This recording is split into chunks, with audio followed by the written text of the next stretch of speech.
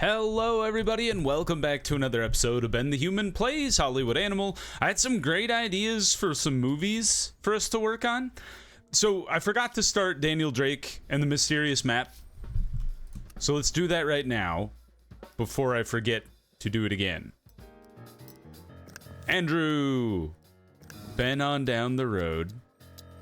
You're terrible in the soundstage. You think there'd be, like, isn't that how most Hollywood movies were shot? Like, once upon a time? Like, always in the soundstage? You think there would have been more cinematographers that were better at filming in the soundstage?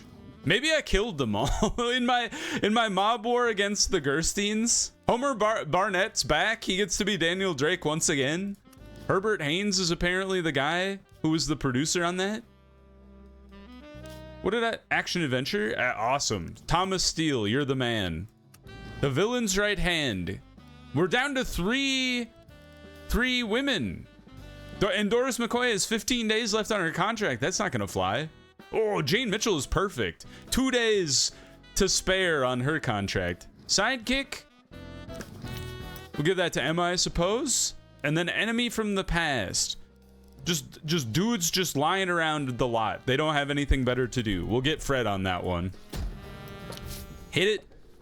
All right, now for new movie. Have you guys seen Blade? The vampire killer movie? What a crazy movie. Apparently he's a Marvel character. I didn't know that. I don't know. We're not gonna call it Blade. We're gonna call it Knife. And that's it. Knife. And that's his name too, because that's also the character's name, which is crazy. It's an action, kind of an action adventure. It's set in a modern American city. I believe it's New York, or maybe it's LA, or maybe they never say. He lives on a boat? All right, so main character is... He's like an anti-hero. He's not the working man. He could call him a warrior. Yeah, because he's kind of got a code, I think. Maybe. He's not a lovable rogue. People don't really like him. Oh, you call him an outcast because he's been cast out by vampires and humans alike. Because he's a half vampire. Like, he was born, his mom got bit by a vampire while he was being born, and that somehow gave him vampirism, sort of.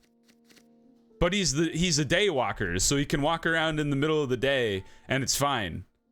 Vampire is some pale-ass vampire. I forget the name of the guy. There is... I think she is a bit of a damsel in distress. She gets like caught and then dragged away. There are first victims in this movie. They get eaten by the vampires. There's the scene in the nightclub, which is fucking amazing. Pardon my French. It's like, so this guy gets like lured in by this lady, clearly a vampire, but he doesn't get it. Maybe he's enthralled, who knows? But she brings him to the vampire club, and he's kind of dancing around, and then he's getting like pushed around, and he's getting bullied, and then all of a sudden he realizes like everything's freaking messed up, and then the blood comes out of the ceiling, out of the sprinklers, and then he freaks out, and the vampires are gonna eat him, and then Blade shows up and kills everybody. It's freaking amazing. Blade definitely has a mentor. He's like an old man. I forget his name.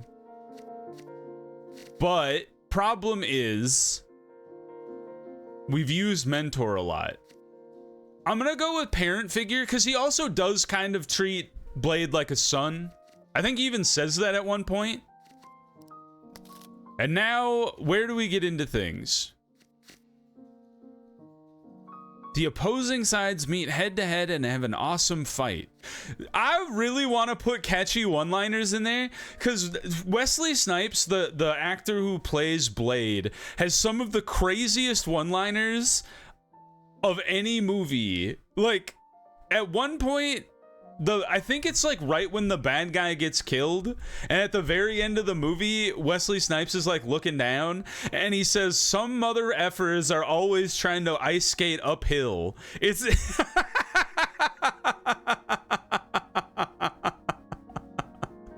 it's just crazy. I'm looking up some more here. Let's see here. No one's coming back from the grave. Oh, this is from Marvel Rivals. I don't want Marvel Rivals. I want quotes from the movie. Oh yes, his mentor's name is Whistler. Yep, there it is. Some motherfuckers are always trying to ice skate uphill. There are worse things out tonight than vampires. Like what? Like me.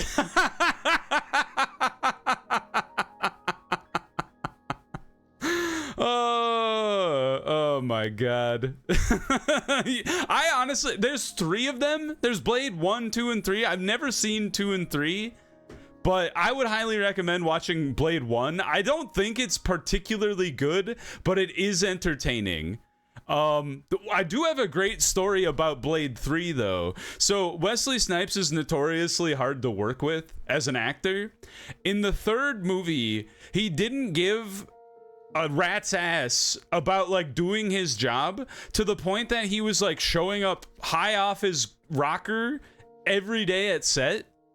And there is one particular scene in which he decided he did not want to open his eyes. So he did the director like pleaded with him to open his eyes, and he would refuse to do so. So he did the entire scene with his eyes closed. And what did they do? They CGI'd open eyes onto him. In post, they're like, we can't get Wesley to open his eyes, and the director's like, I don't give a shit, this movie sucks anyway, we're gonna CGI eyes onto him. It's batshit. So anyway, we're doing catchy one-liners to get all the way around to it.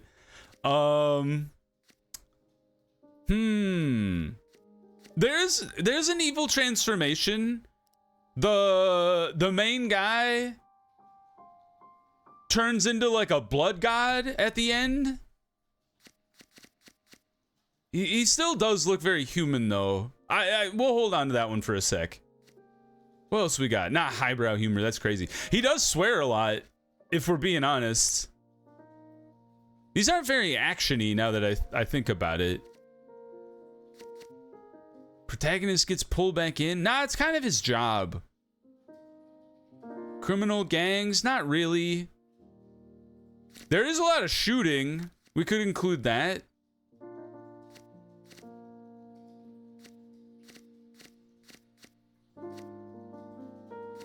Not really. I don't really think there's any thrilling chases. I would say there is vivid violence going on in this movie. Maybe more so than evil transformation.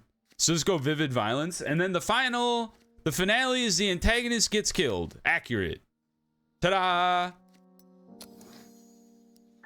Good luck, Cecil Leonard. You're brand new here. You get to make Knife the movie. Amazing. Anyway, that's my random anecdote for this episode. I hope you enjoyed. Ooh, what was that noise? The facial covering. The mask! 8 out of 8. Wonderful. Everybody loves slapstick humor. Wayne? Yeah, for sure. We're almost running out of sound stages. That's surprising. Here we go. You have to be close, right? Close. I think it's Black Betty, the Ram Jam song. No, I think it's Iron Betty and the other one. I forget. Clifford? Edward? You work on other stuff. You've been in my factory movies. Doris McCoy. Maybe we hold on to this for 9 days so we can get Doris in this. Assuming we don't have another... Yes, okay. Hold on to this for 9 days, you guys. I'll be back in a second. The Pursuit of the Crimson November, that's what it is. The Iron Betty is finished filming. 9s across the board, even though it's stale. People love a tank movie. I don't think that one's not. This one has like three. Yeah, I was gonna say three things that are stale about it. I don't think that one's coming back from the brink. Although it's gonna take 2 months to do the editing on this thing. Holy jeebus. It's crazy. All right, hold on. Conflict and resolution is very important that we film this incredibly quickly. All right, start the production. 7 days a week, 16 hours a day. It'll take us 40 days to do. Get a second unit out there, knocks 4 days off the filming. I could knock a further 4 days off, but at the expense of quality. Like, nobody's told me if whether crucial scenes helps or not. Like, does that hurt the score? Or is it just like, you get it out there so fast, it's fine? I think we still have time to do this with Hubert Lewis. I feel good about it. The Hags is good for a trash movie, I should say. Not too shabby. All right, get the second unit. Get a security man. I think I forgot to put a security man on that one. Hopefully that doesn't come back to bite me in the butt. Yes, come back, Doris. We're gonna put you in this movie I have started to film, to schedule. I saved 30 grand. That's something. All right, Doris is the damsel in distress. Oh, Nell's free now. It's still Doris. I made this whole thing hold up for 9 days just so I could get Doris in the film. Nice! Look at that. Wow. Greece made a lot of money. 7.8. That's pretty good. 8 grand. 8. 8. 8. And 8. I just like keeping things simple. In this day and age in the game. All right, we gotta think about getting back into the Alliance as soon as the year rolls over. This cannot be true. How is this possible? It's been running for 20 weeks and still 2,000 screenings are selling out. I'm gonna keep it going just because we can. I'm gonna give it 25. And this is as many as we can put out there. I'm stunned. I honestly don't know what to think of this. Is this movie it's 24 weeks now. That's 6 months in the theaters. Hey, that's kind of fun. Amazing locations.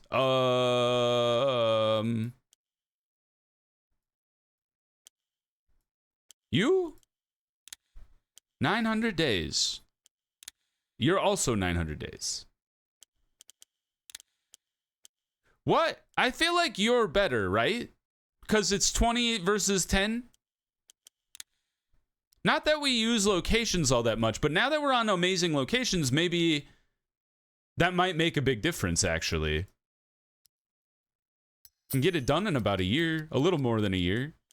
Okay. I'll give you a chance to prove me wrong. All right, we've got a free guy now. We can write another thing. Uh-oh. I only had Blade to talk about today. Now what do I do? Ah! So I just watched this movie literally yesterday. Have you guys seen the movie Begonia?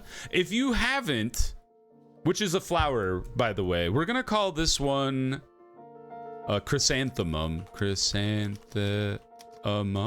I think that's how you spell chrysanthemum. It is a movie starring Emma Stone. I don't remember who the guy is. But the director is Yorgos Lanthimos, who is the director of Pretty Things, which also starred Emma Stone. He does really weird movies, and I really don't want to spoil this movie for you. So if you haven't seen this movie, don't jump ahead by like 2 minutes. So you miss the spoils.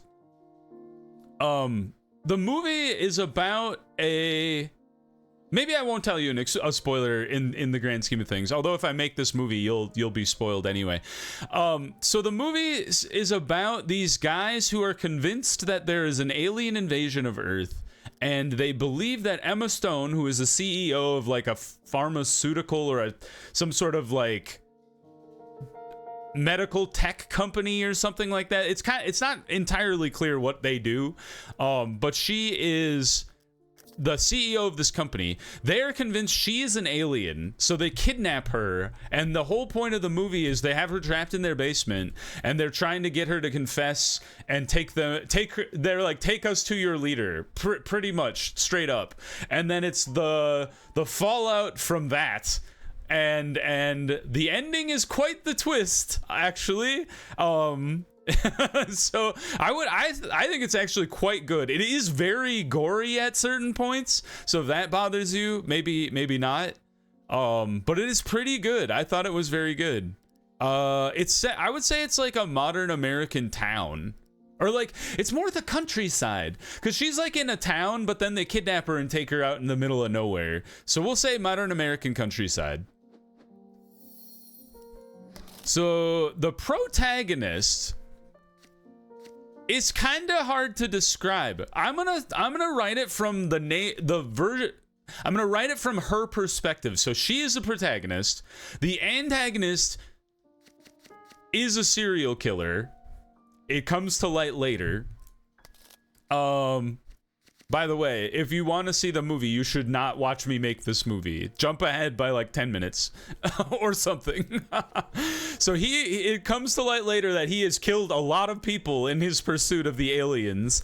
He does have a sidekick, but I would say the sidekick comes out as the villain's right hand, which is his cousin, weirdly.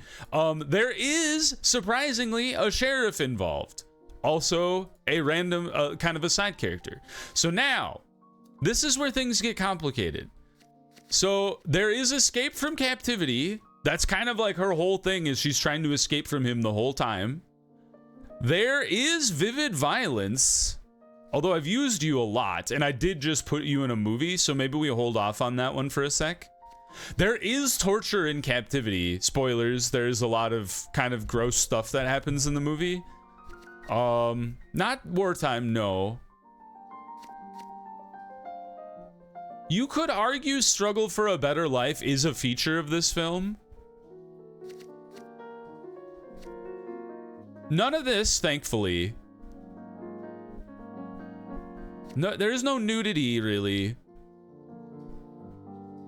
There is a bit of like screwball humor going on. It's more situational irony, I would say, as there's just like weird stuff that you can't help but laugh at because it's so odd.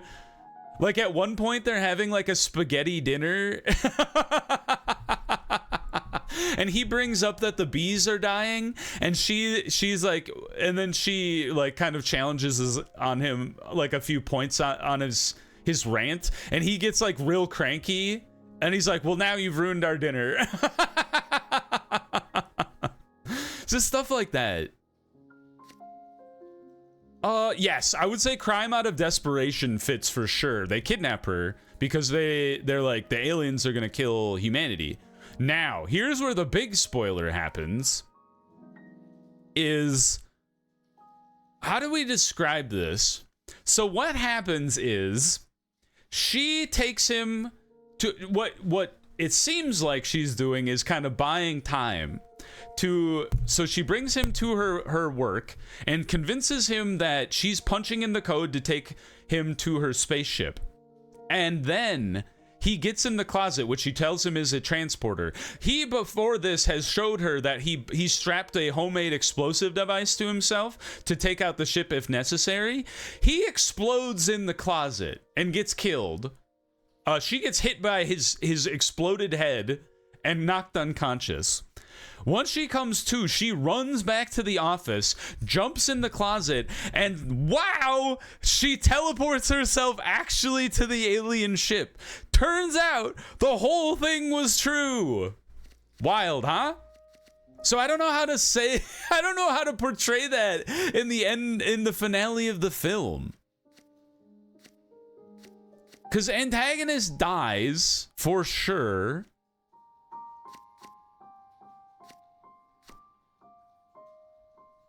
it's a little evil gets exposed, but it not in the way you think. You could say protagonist avoids punishment because they don't get really harmed by being kidnapped, and then they get back to their aliens, and then they, even bigger spoilers, they kill every human on Earth. Oh man, it's a pretty wild end. It happened pretty quickly, but I was like, wow, that's kind of crazy. You could claim like takes them with them. They don't die, but they kind of. I think we'll go with protagonist overcomes self-doubt. Is kind of how I feel about it. We give it to our romance writer of all people. Give me a theme. The trick has worked.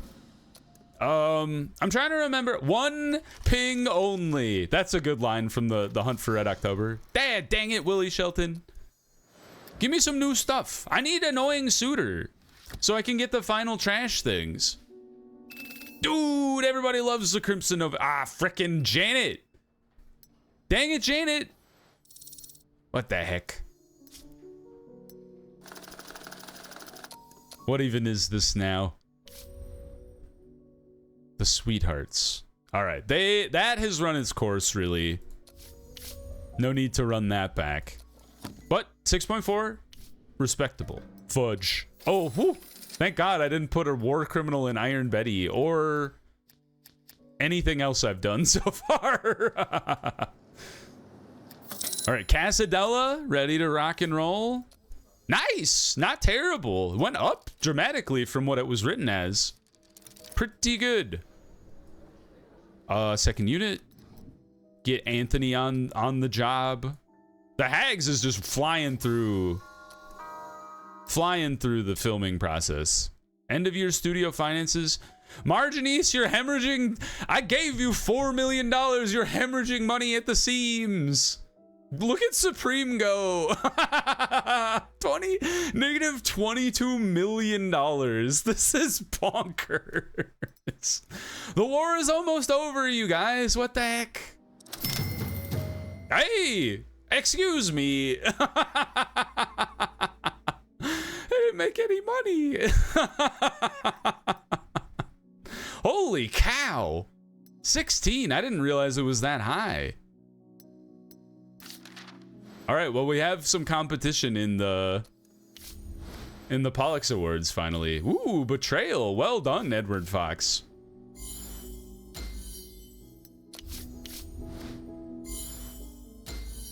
Worried wife? Struggle for a better life? Edward, what did you do? What was he working on? I don't know. I don't remember. That's a hell of a way to establish yourself as a character. All right, we have to get back into the alliance. Sorry, not the code. Oh, for frick's sake! How many guys do I have now? I hired like a frickin' small army at one point. Holy God! hold the phone. Wait a minute. 1, 2, 3, 4, 5, 6, 7, 8. I don't care, man. Whatever. The Pollux Awards don't even matter to me anyway. All right, we're working on the third R&D group here. Hooray! Wait, did we not get credit for the Crimson November as an action movie? What did I film you with? Yeah, it was the Dupler. Unless you were the one. I'm bamboozled. I don't know what to do. The Hags are done. That's good. It's gone up a little bit. That's fine. Start post-production. How do we get that stupid camera unlocked? Yeah. This won't take very long. We can give it to the next best people we have. Yeah, it's so fast. Honestly, just give it to the best company. We don't need this in like record time. If it's gonna take 10 days, whatever. Oh, that's fun. It's not annoying suitor, but this is a fun one for rom-coms for sure. I'm trying to think. I've seen a lot of rom-coms like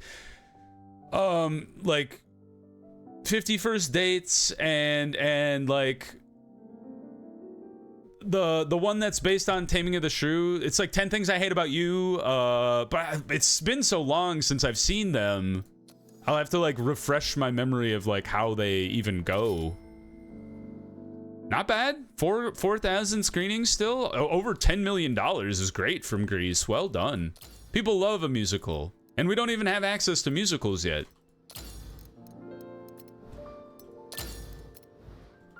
There we go. I think we can run back the advertising for this. Just in time to run over Valentine's Day. All right. This can't. This is okay, I don't think it's actually making money anymore. I think they're lying to me. So we're gonna cut the cord on the Monarch here. I think it's done. I don't know what's going on with that movie. The game decided to have a heart attack. Daniel Drake and the Mysterious Map. Let's start the production. Second unit. Jerry Burgess. Get out there. The Hags. They've done it. It's gone on. It's not hit 6, unfortunately, but it's done good. Oh, really? You guys don't have anything special for a cannibalist book club? There's like 2 heads on a string. That's kind of weird. We'll go with that one. I thought they'd have something cool like the Corncob Man. Okay, so we have to give it a little more space than we typically would. Because the trash films don't get the benefit of the factory level advertising blitz or whatever you'd call it. So I think you have to give it 4 weeks to get the full effect here. Yeah, let's give it 4 weeks. Yes, there we go. We do want to add a second film in there too. It might be by, just not for girls, I guess. Okay. Maybe like that. And then you, because you're cheap. I think we have to go back to distribution to add the second trash film, which you have, like, if you're doing trash films, you have to get the one that allows you to run 2 trash films concurrently. You make so much more money doing that. It's crazy. It's like over double your money. I don't quite understand it. Yeah, make Christine capture a dangerous criminal. Oh, she doesn't want to do that. She's like, you want me to do what? I would never. Lelia? No. Vincenzo. Yes, Vincenzo. You defend the innocent. What the heck, man? You guys, I'm trying to create groundswell for our films. What the heck? Okay, now we can add the double feature. Okay, so it's a double feature about a witch cult. What would you even add to this, man? That is no wardrobe. Not a radioactive man. You could do vagina. No, it's got to be the brown fang. You've got the witches and a vampire movie. It's too good. The Pursuit of the Crimson November, mate. You know, $6 million is nothing to sneeze at. We take it in this household.